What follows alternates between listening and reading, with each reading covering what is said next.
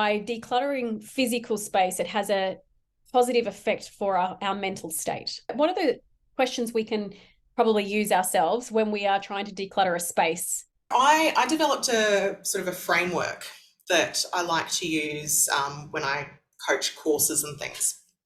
And it's the DCLTR, Declutter framework. So we dream, curate, learn, try, and reset. In our first phase there, dream, that's before you dive in.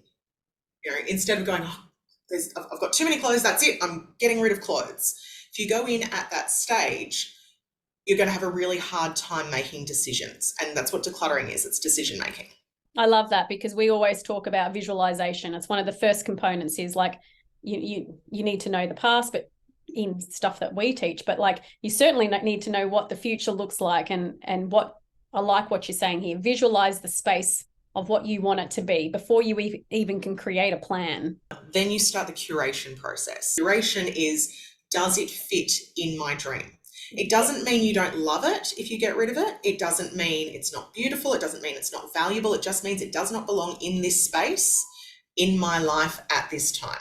Learning and trying kind of go hand in hand. The idea of learning, obviously, is seeking out new ideas, and sometimes those ideas might come from other people they might come from listening to a podcast or reading a book or seeing a new idea on TV or wherever you get your inspiration from. And then trying is obviously putting that into action.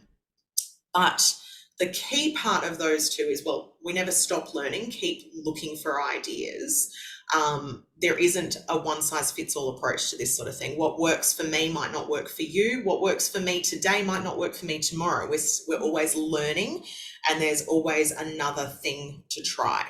And then reset. Reset essentially means we go back to dream and check in with ourselves. How is that still our dream?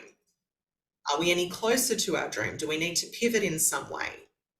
So the part that we generally focus on in decluttering, or rather the part where traditional decluttering advice focuses just on that curation part.